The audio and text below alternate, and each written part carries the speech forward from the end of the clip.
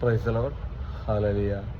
ഇന്ന് നമുക്ക് സൗഖ്യം നൽകുന്ന ഒരു ദൈവത്തെ ഈ തിരുവചനത്തിലൂടെ കാണുവാൻ സാധിക്കും.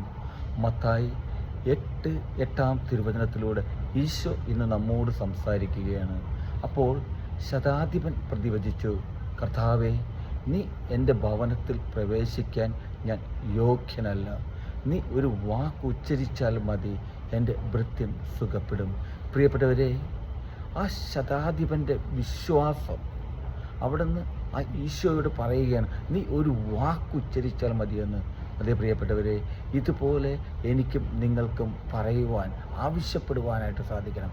ഈശോയെ, എൻ്റെ രോഗപീഠകളിൽ നിന്നും എനിക്ക് സൗഖ്യം നൽകി നീ എന്നെ അനുഗ്രഹിക്കണമേ എന്ന്. പ്രിയപ്പെട്ടവരെ, ഇന്ന് ഈ തിരുവചനം കേൾക്കുന്ന ഓരോ വ്യക്തികളിലും രോഗികളായി കഴിയുന്ന ഏതെങ്കിലും വ്യക്തികൾ ഈ തിരുവചനം കേൾക്കുന്നുണ്ടെങ്കിൽ ആ ശതാധിപനെ പോലെ വിശ്വാസത്തോടെ പ്രാർത്ഥിക്കുവാൻ സാധിക്കട്ടെ.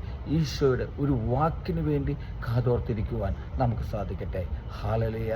ആമേൻ.